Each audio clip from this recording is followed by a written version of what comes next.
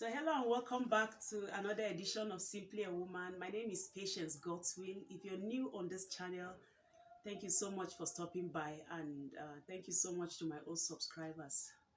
On today's edition, I'm in Jos. I've been in Jos for some days, and I decided to just do a quick video with my mom. This is my mom, and then this is my younger sister, a newly wedded Amaria.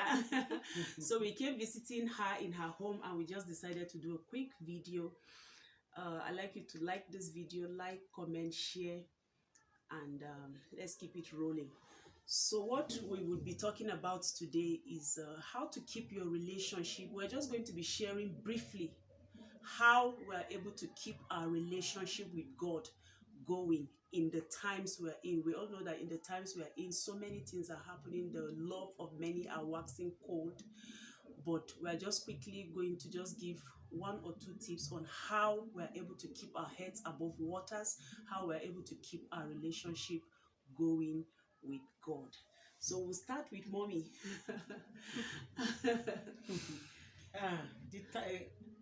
The times we are in there are times that are very challenging, and if we are to maintain our relationship with God, the word of God is the key.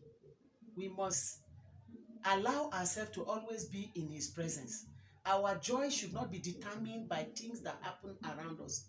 And if we are to keep our relationship with God, his word should be our watchword. Whatever we do, let the word of God be our guide, and that will be what will help us to be able to develop our love for him and our relationship with him. Thank you. Okay, mommy, I want you to give us your own tips on how you are able to keep your relationship with God. It's not general, like you now, because you are a mother.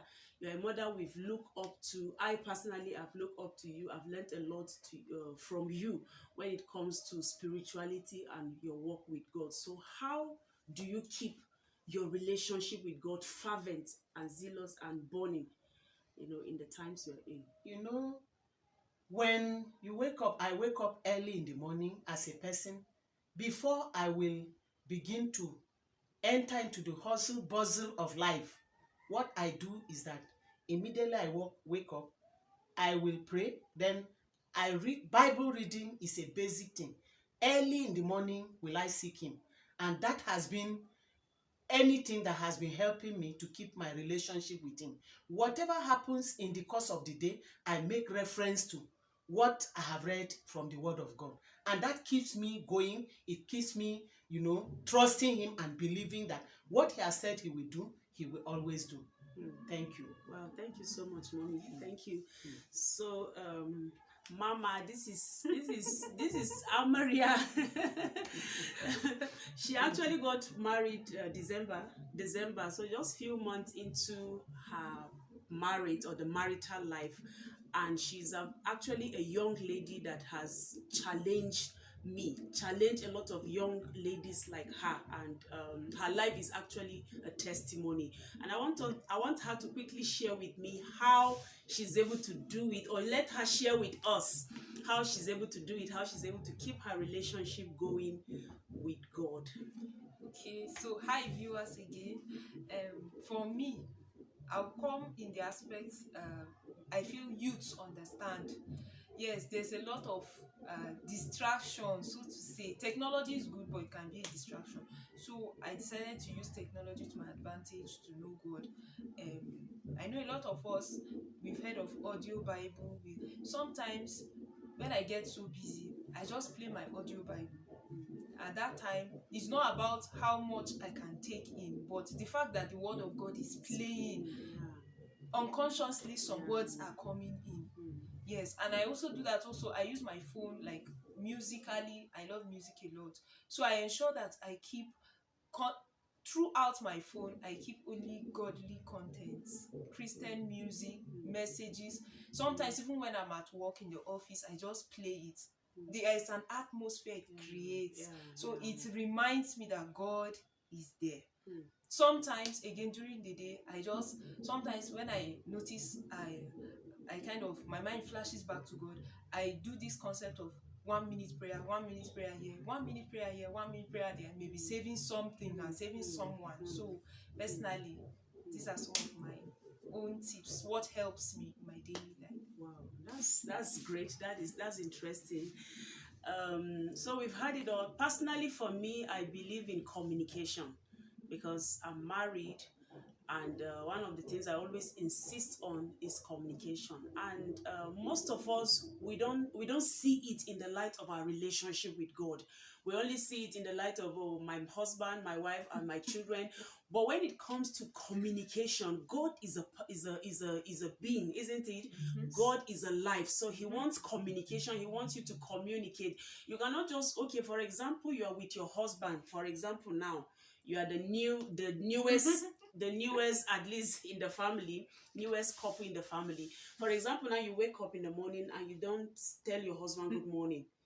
You just go ahead and go and start brushing your teeth. How will he feel? He will feel something is wrong. Yes. And I feel like that is how most of us with God, because God, when you wake up and you're not saying anything to God, He's just looking. What's happening here? What's wrong here? And when it's time for church, you want to go to church to meet with the same God that you're not willing to communicate with. You understand? So Yes. for me, I feel like even when I used to teach, sometimes when I give the students notes and they are copying, I resigned from my job last year, December. So, but when I used to teach, I would, when they are busy, I'm engaging them and I'm just waiting for them to finish. Sometimes I just connect with God. Sometimes I just start speaking in tongues quietly, silently. Because silence for me works magic a lot when it comes to my work with God. I wake up in the morning, I just sit down. I read my Bible and then I just sit down. Sometimes that silence is when God speaks. So for me, I feel like I creating time to always be alone to hear God say something to me. It's key in my relationship with God. So that's how I've been able to keep my head above, this present generation, above the hustle, above the waters of life, and above everything that is happening around. So I'm so delighted to be sharing this. We are so happy to be sharing this with you today. Any other thing you want to add, Mommy? What I would say in rounding up is that in the times that we are in, relationship with God is a key thing. So we should get connected and stay, with Him. Yes. Thank you. Thank you, Mommy. Amaria, any last word? Yes, I agree with Mommy. Relationship with God, don't just look at it that it's just for those church people.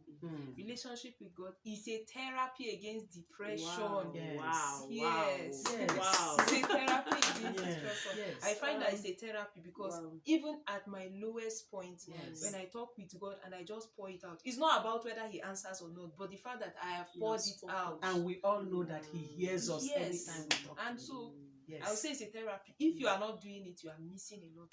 Yes. So we've had it all.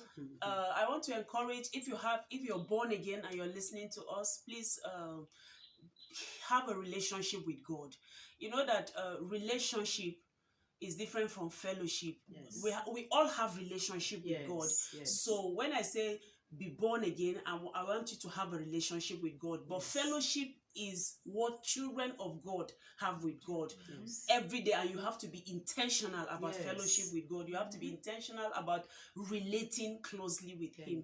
Thank you so much for watching this video. Once more, my name is Patience Godswill. Can you just tell us your name quickly? I'm Deborah James. And I'm Mommy Farway.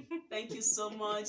Please like this video, comment, share this video. If you know of someone that needs to build up his relationship with God, please share this video, and I will see you again in my next. Bye-bye. Bye.